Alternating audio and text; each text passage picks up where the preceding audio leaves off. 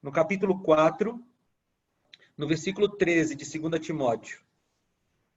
Ele diz assim, 4,13: quando você vier, traga a capa e deixe na casa de Carpo, em Troade, e os meus livros especialmente. Era uma vontade de Paulo em reencontrar Timóteo. Será que ele reencontrou? A gente não sabe. Não sabe se ele foi executado antes desse reencontro com Timóteo, mas essa segunda carta, ela é um testamento da fé, e ela fala sobre fidelidade e perseverança diante do sofrimento. Diante do sofrimento. Eu vejo aqui, só um parêntese, né? Eu vejo aqui o Luiz Fernando, né? Ele foi meu aluno aí no ensino médio, quando eu era professor de História. Um abraço, é bom te ver. Né? Você está aí no 4º ano, que Deus abençoe você aí e que dê um chamado para você e para todos os outros que estão aí no 4º ano. Mas voltando, então, Paulo está falando sobre fidelidade e perseverança diante do sofrimento. E eu creio que a mensagem que vai sair aqui da segunda carta de Timóteo hoje, para nós, é muito pertinente, porque pelo que eu percebi nas nossas conversas ontem e nessas conversas que vocês tiveram hoje, é um momento de extremo sofrimento para alguns e de mais sofrimento ainda para outros, né? A gente tem, aí vocês me falaram que tem muita gente que não conseguiu os recursos para voltar, tem muita gente aí que está no 4º ano e, infelizmente, nós estamos vivendo num período que a perspectiva do chamado já não é mais tão certa, e eu sei que isso tudo causa sofrimento, mas o sofrimento, ele não pode ser um motivo para desânimo e para desistência. E a gente olhando para a segunda carta a Timóteo, a gente percebe que o cristão, especialmente o ministro, o pastor, sofre. Mas o sofrimento não lhe causa desânimo, o sofrimento não lhe causa desistência. Então, para a gente perceber como o assunto do sofrimento é importante nessa segunda carta, nós vamos ler juntos aqui todos os textos que falam de maneira direta sobre o sofrimento. São 4 capítulos na segunda carta, e nesses 4 capítulos nós temos 8 referências ao sofrimento. Ou seja, é um número bastante expressivo. E vocês sabem que quando o autor bíblico queria enfatizar um assunto, ele não tinha outro recurso a não ser repetir aquele assunto. Então vamos acompanhar comigo aí. Abra sua Bíblia, e o primeiro texto é no capítulo 1, no versículo 4. Nós estamos em 2 Timóteo. Primeiro capítulo 1, versículo 4. Paulo diz assim: lembro-me das suas lágrimas e desejo muito vê-lo, para que a minha alegria seja completa. Recordo-me da sua fé não fingida, que primeiro habitou em sua avó, Lóide, e em sua mãe, Eunice, e estou convencido de que também habita em você. Então, aí no versículo 4, Paulo fala das lágrimas de Timóteo. Interessante isso, não é? Timóteo, embora fosse um jovem, aqui na segunda carta ele já tinha próximo dos 40 anos, talvez tenha passado um pouco dos 40 anos, ele já tinha sofrido muito como ministro, inclusive derramado lágrimas como ministro. Vamos para o versículo 8, capítulo 1 ainda, versículo 8. Paulo, escrevendo para Timóteo, diz: portanto, não se envergonhe de testemunhar do Senhor, nem de mim, que sou prisioneiro dele, mas suporte comigo os meus sofrimentos pelo Evangelho, segundo o poder de Deus. Esse aí é o segundo texto direto sobre sofrimento na carta. Vamos para o terceiro, aí, capítulo 1, versículos 11 e 12. Leiam comigo. Desse evangelho fui constituído pregador, apóstolo e mestre. Por essa causa também sofro. Mas não me envergonho, porque sei em quem tenho crido, e estou bem certo de que ele é poderoso para guardar o que lhe confiei até aquele dia. Veja que em todos esses textos, Paulo fala do sofrimento, mas ele não fala de desânimo e não fala de desistência. Vamos para o próximo, versículo 16 ainda do capítulo 1. O Senhor conceda misericórdia à casa de Onesíforo, porque muitas vezes ele me reanimou e não se envergonhou por eu estar preso. Veja que Paulo confessa que em algumas vezes ele desanimou, ele ficou triste. E veja, esse desânimo aqui, é bom a gente afirmar, que não é um desânimo da fé. E isso aqui é importante a gente ressaltar. Quando Paulo diz aqui que foi reanimado por Onesíforo, ele não está dizendo que ele pensou em desistir da fé. Porque quem pensa em desistir da fé não coloca a sua cabeça para ser decapitado. Paulo desanimou porque ele ficou triste. E não há nenhum pecado em ficar triste por causa dos sofrimentos, mas não desanimou da fé e nem do seu ministério. Próximo texto aí, direto sobre sofrimento em Timóteo. Agora no capítulo 2, no versículo 3. Suporte comigo os meus sofrimentos, como bom soldado de Cristo Jesus. E a gente vai já tratar dessas metáforas aí. Mas veja que Paulo está dizendo, suporte o sofrimento. Suporte. Como bom soldado. Capítulo 2, versículo 9 agora. Vai comigo lá. Capítulo 2, versículo 9. Pelo qual sofro, se você olhar no versículo anterior, ele está falando do evangelho, e ele diz que sofre por causa desse evangelho, ou pelo evangelho, pelo qual sofro e até estou preso como criminoso, contudo a palavra de Deus não está presa. Irmãos, Paulo era um homem de uma mente brilhante. E ele faz esse contraste aqui, que é das coisas mais lindas que o evangelho poderia produzir na mente de alguém. Ele diz, eu estou preso, mas a palavra não. E essa palavra que está solta chegou até nós hoje. Veja, Paulo morreu, mas a palavra continuou viva e chegou até nós em 2021. Em 2020, já perto de 2021. Próximo texto, a gente leu agora 2:9, vamos para o 3:10. Capítulo 3, versículo 10. Mas você tem seguido de perto o meu ensino, a minha conduta, o meu propósito, a minha fé, a minha paciência, o meu amor, a minha perseverança, as perseguições e sofrimentos que enfrentei, coisas que acontecem em Antioquia, Icônio, que aconteceram em Antioquia, Icônio e Listra. Veja que Paulo está dizendo, Timóteo, você acompanhou tudo pelo qual eu passei. E eu vejo aqui Paulo dizendo, Timóteo, olha, você lembra do que eu passei, né? Em Icônio, em Listra. Veja, esse é o seu destino, Timóteo. Paulo, ele não disfarça. Ele não coloca açúcar no discurso dele para Timóteo, porque ele está tentando construir um ministro do evangelho à altura do que ele foi. E às vezes a gente cai naquela tentação de dizer assim, olha, eu não sou exemplo para ninguém. Você já deve ter ouvido por aí, né? Muitos cristãos gostam dessa frase, eu não sou exemplo para ninguém. Mas quando você olha para a Bíblia, nós somos sim exemplos para as pessoas. Nós vimos isso na primeira carta, quando Paulo diz, seja um exemplo, Timóteo. E a gente vê isso aqui na segunda carta, quando ele diz, você viu a minha fé, a minha paciência, o meu amor, a minha perseverança e o meu sofrimento. E Timóteo, se prepara, porque o seu destino é esse. Está disposto? E a gente sabe que a resposta de Timóteo foi sim, porque ele seguiu, e seguiu inclusive com sofrimentos. E a última referência direta ao sofrimento na segunda carta está aí no capítulo 4, no versículo 5. Diz assim, você, porém, seja moderado em tudo. Suporte os sofrimentos, faça a obra de um evangelista, cumpra plenamente o seu ministério. Veja, queridos, Paulo coloca no mesmo nível, ser moderado, suportar sofrimento e fazer a obra de um evangelista. Você percebeu isso aí? É o mesmo nível. Não existe nenhum tipo de mais importância em um aspecto do que em outro.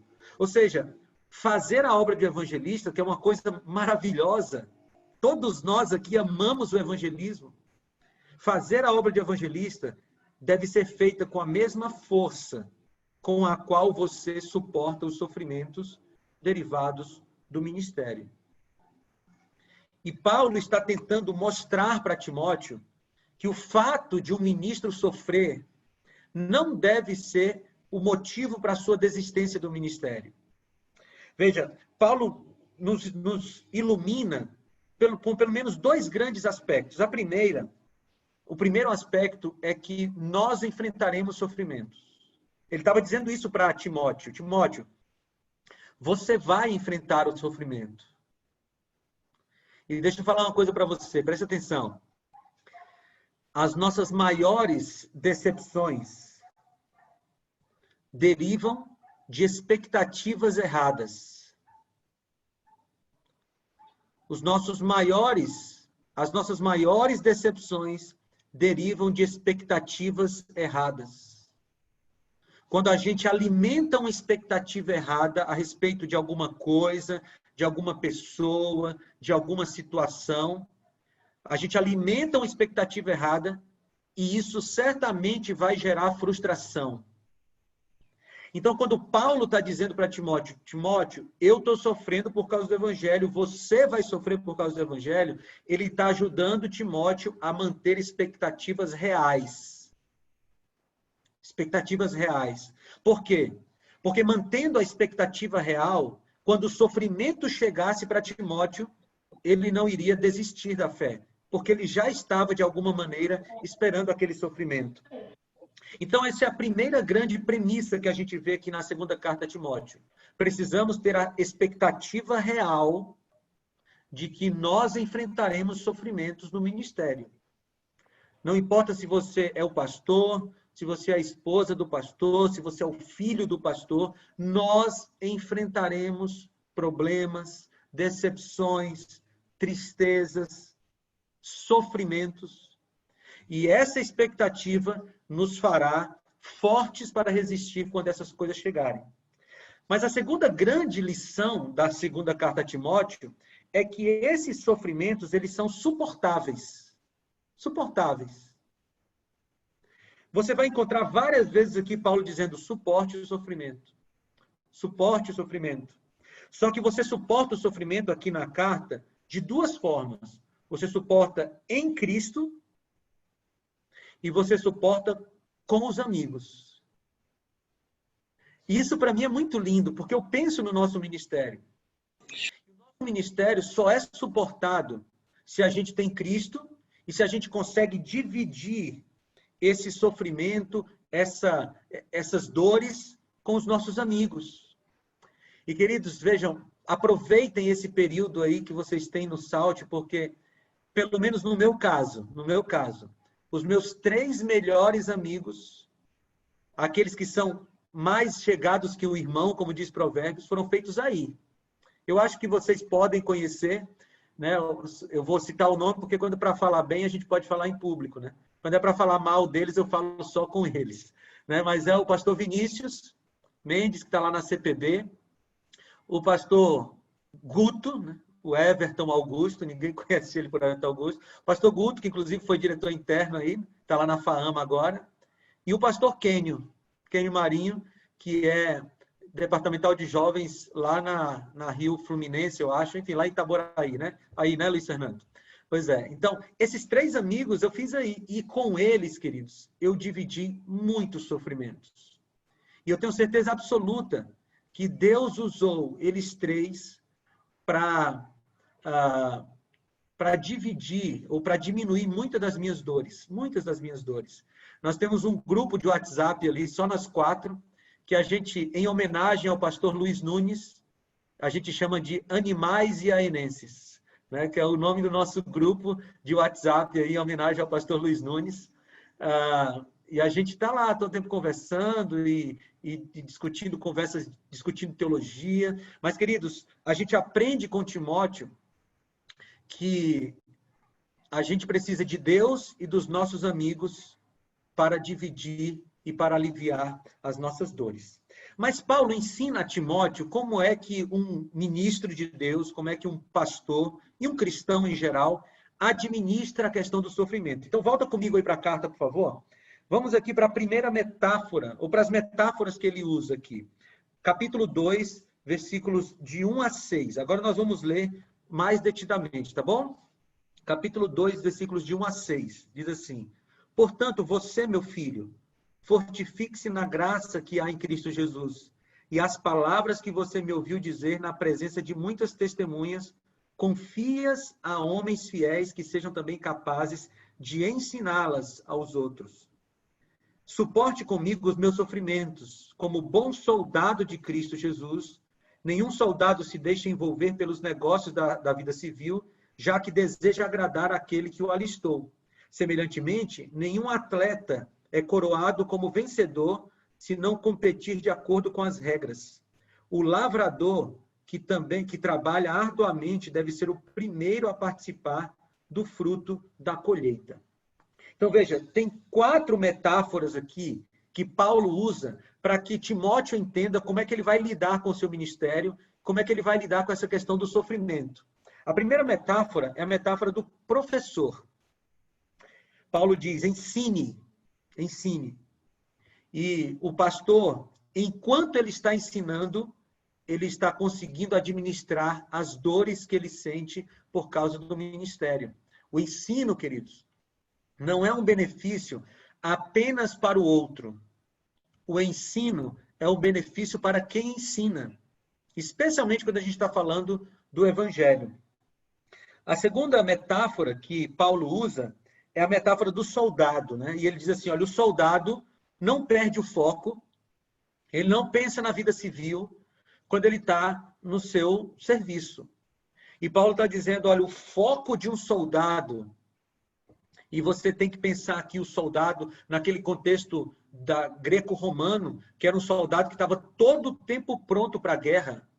O foco de um soldado é que dá a ele o senso de que ele vai para a guerra, pode até morrer, mas ele não vai desistir, ele vai. Veja, vocês estão me ouvindo bem aí? O áudio está legal? Alguém falou que está tudo bem? Então vamos continuar. A terceira metáfora é atleta. Ele fala aqui, o atleta corre de acordo com as regras.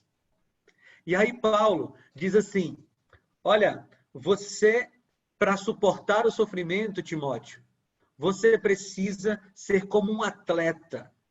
E, de novo, a gente precisa pensar no atleta greco-romano.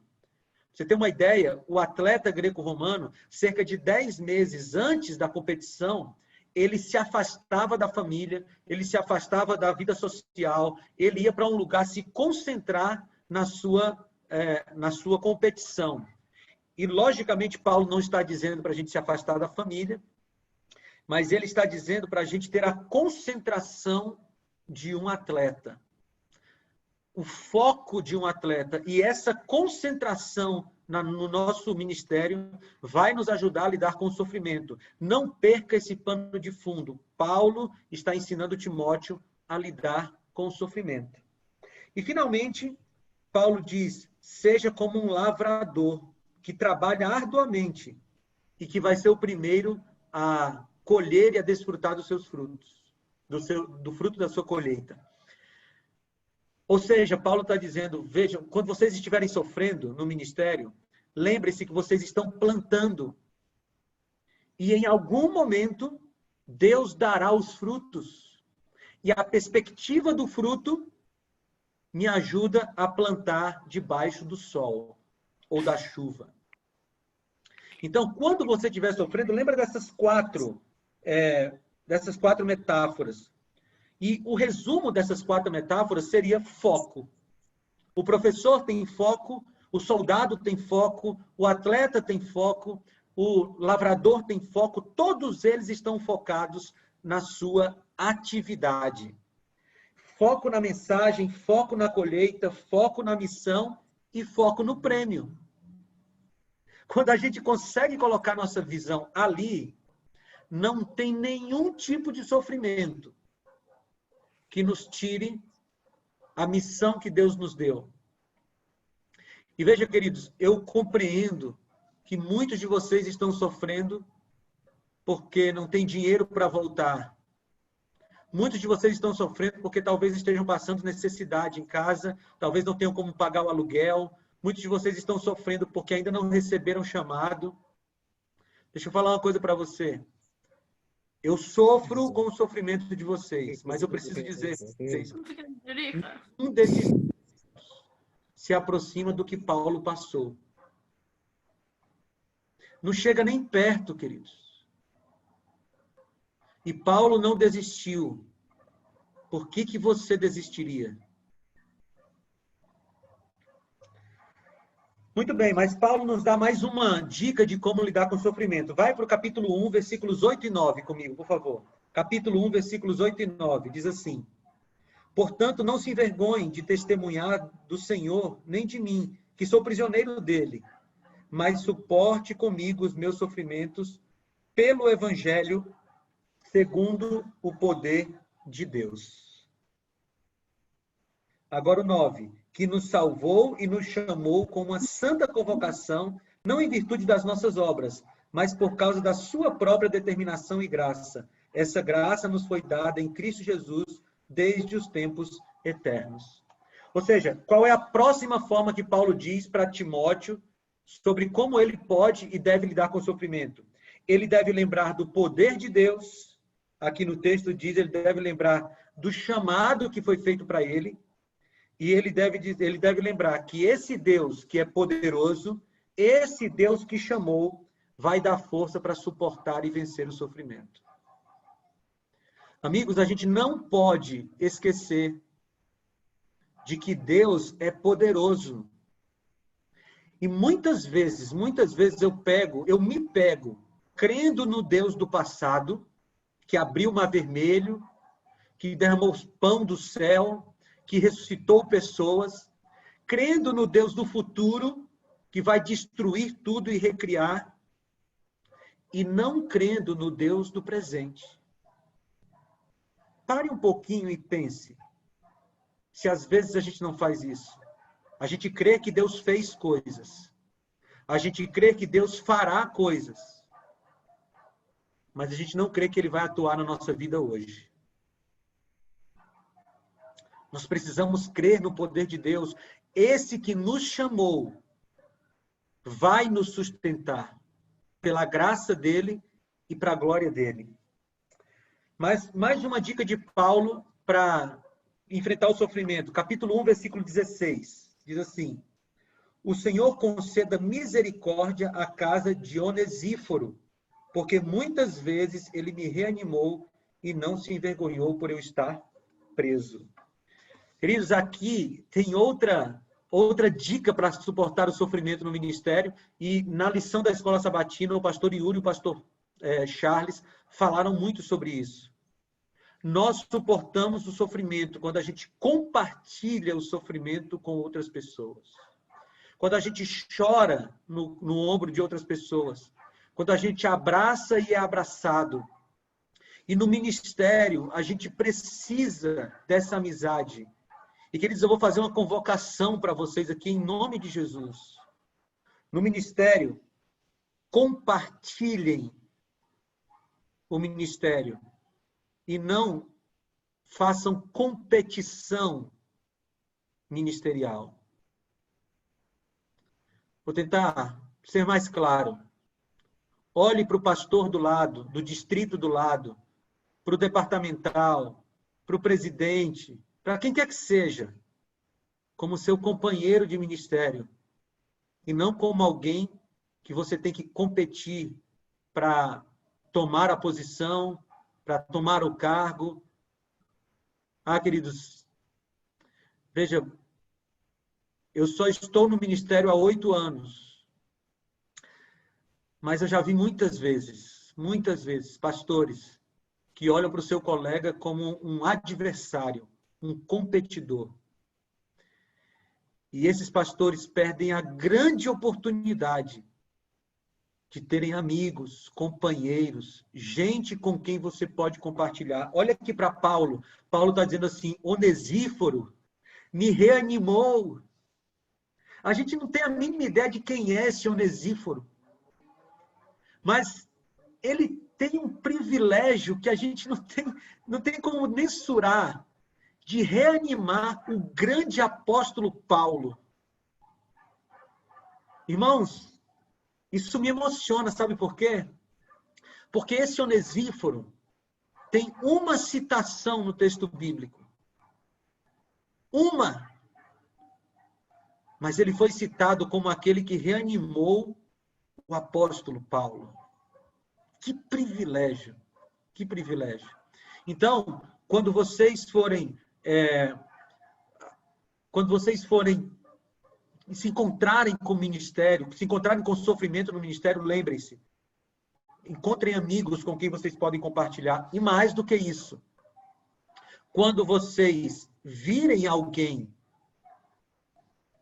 sofrendo, sejam Onesíforo na vida de pessoas.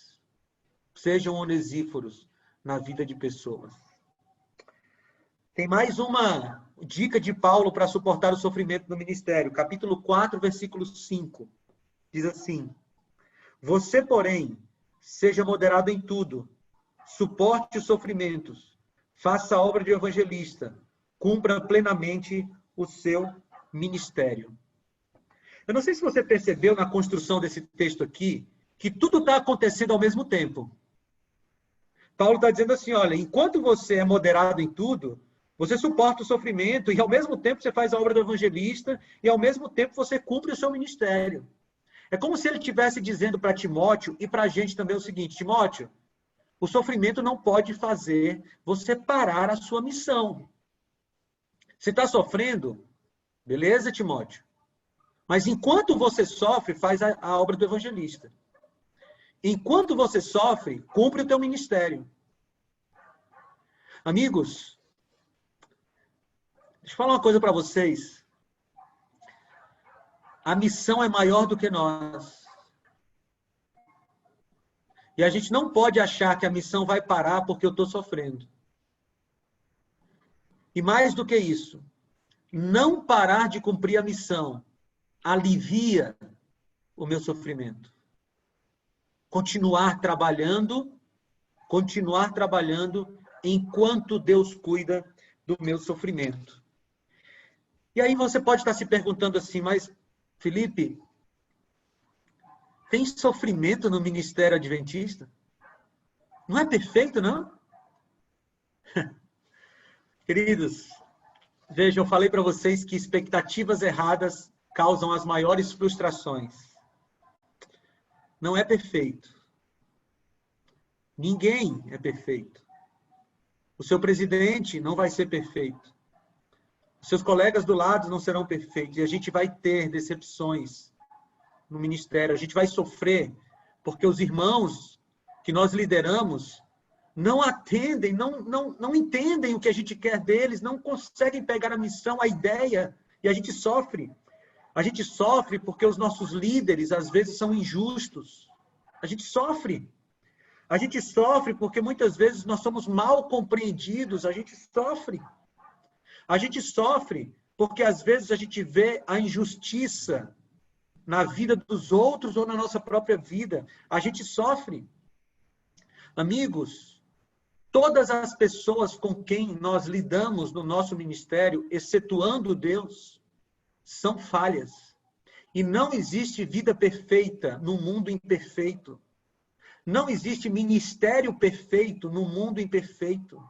Não existe ministério perfeito com uma igreja imperfeita. E a gente precisa saber que sim, nós vamos nos deparar com sofrimento. E muitos de vocês já estão se deparando com o sofrimento agora. Mas olha para Paulo. O sofrimento fez ele desistir? Não. Ele se entristeceu? Sim. E aí tinha Onesíforo. Mas ele não desanimou da fé. A consciência da imperfeição da igreja, dos líderes, do mundo, me ajuda a não desistir diante das decepções. E aí Paulo está ensinando para Timóteo tudo isso. E sabe de uma coisa? Isso foi extremamente útil para Timóteo. A Bíblia não relata o final de Timóteo. Mas a tradição nos ajuda a ter uma ideia do que aconteceu com ele.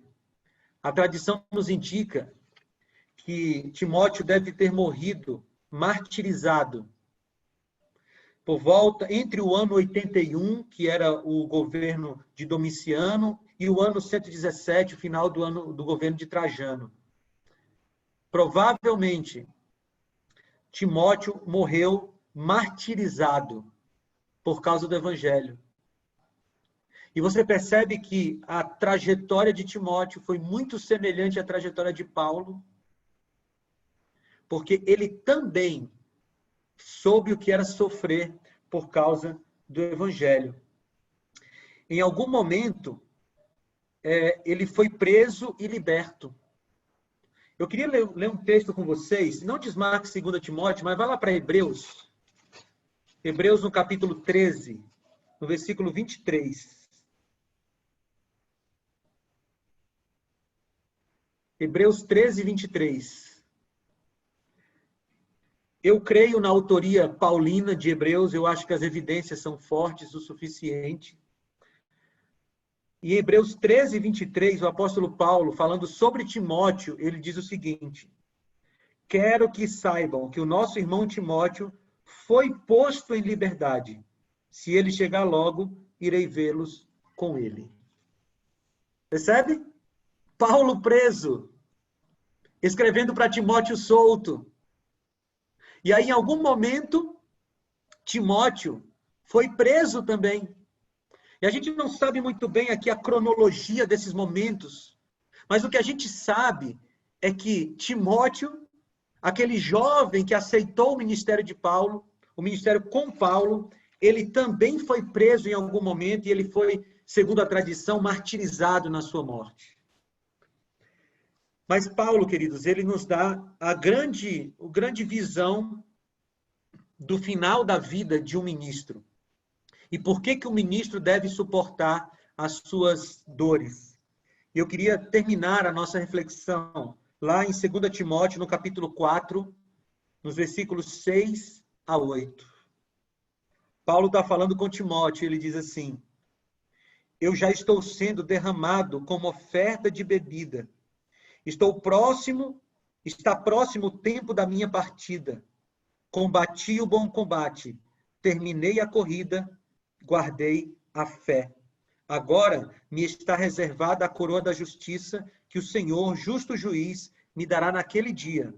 E não somente a mim, mas também a todos os que amam a sua vinda. Que texto lindo!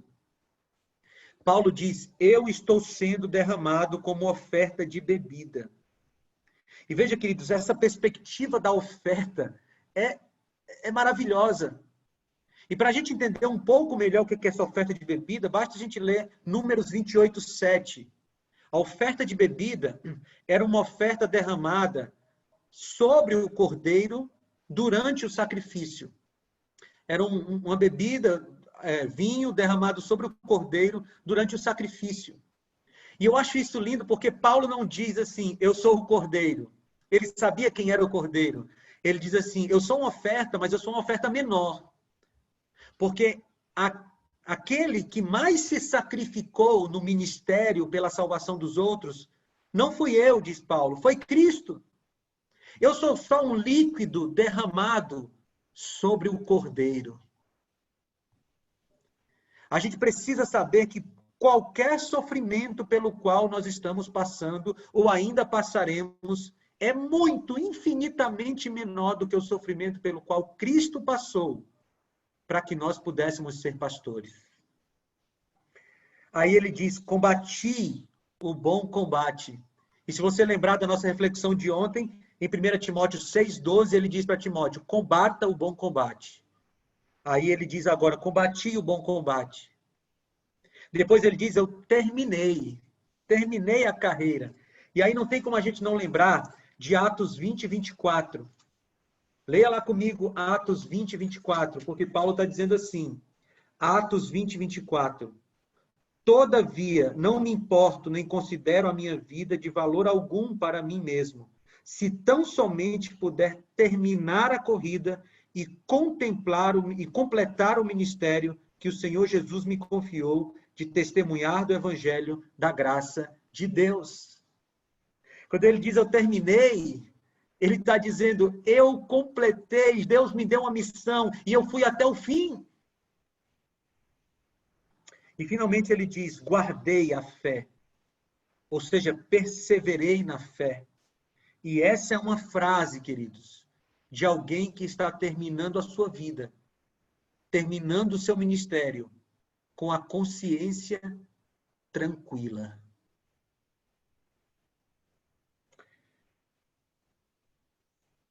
Mas para terminar o ministério, com a consciência tranquila, para que você lá no fim do seu ministério diga, combati o bom combate, terminei a carreira e guardei a fé, você precisa começar direito. Para terminar direito, você precisa começar direito. E aí, finalmente, Paulo diz que isso tudo vai acontecer para aqueles que amam a vinda de Cristo. Meus queridos amigos, o sofrimento é uma realidade para todos os seres humanos e para nós também, pastores. Queridos, nós temos a consciência de que o evangelho precisa ser pregado. E nós precisamos amar a vinda. Amar a vinda. Porque o amor pela vinda de Cristo, o amor pela vinda de Cristo, que fará com que nós, de alguma forma, resistamos ao sofrimento. A verdadeira resiliência está em nós amarmos a vinda de Cristo de tal forma que todas as vezes que a gente pensar em desanimar, a gente consiga nos reanimar por causa de Jesus.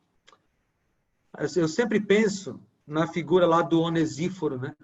Que é citado só uma vez ali na carta, tem algumas citações em outros livros, mas ali na carta só uma vez. Eu sempre penso que Onesíforo, ele pode ser uma figura do próprio Cristo. Porque Cristo é o grande reanimador da nossa vida ministerial. Eu digo para vocês, queridos, que eu já estive triste por diversas situações pelas quais eu passei na vida pessoal, na vida ministerial. Mas eu não vou desistir. Não vou desistir. Porque eu olho para o céu, e eu estou olhando aqui da minha janela agora para o céu, e eu sonho todo dia com aquele dia que, como Pedro diz lá na sua carta, nós vamos receber o supremo prêmio, a coroa imarcessível. E eu sonho com o dia em que Jesus me dará aquele abraço que eu sonho tanto. E ele vai dizer assim, filho, que bom que você não desistiu. Que bom que você continuou. O sangue, o suor e a lágrima derramados vão ser esquecidos, queridos, no dia que você der aquele abraço em Jesus. Continuemos, avancemos. Que o sofrimento não seja motivo de desistir. Que o sofrimento seja apenas um motivo de se agarrar mais ao nosso Deus. Vamos orar. Senhor, nós queremos te agradecer pelo testemunho de Paulo aqui na segunda carta a Timóteo. Senhor, por favor, nos ajuda a continuarmos. Derrama sobre nós a resiliência que tinha em Paulo, a resiliência que tinha em Timóteo, para que nós possamos avançar na nossa vida ministerial, mesmo com sofrimentos. Por favor, Senhor, abençoa cada um desses meus colegas que estão aqui nessas telas, a família deles.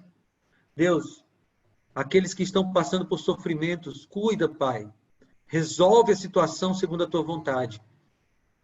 Mas, acima de tudo, Pai, antes de pedir a resolução dos nossos problemas, eu te peço que o Senhor nos dê forças para avançar, mesmo com os problemas.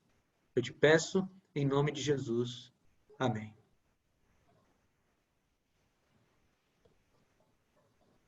Amigos, eu tenho sido grandemente abençoada por cada uma das partes desse concílio pastoral da Missão Iainense. E eu espero que você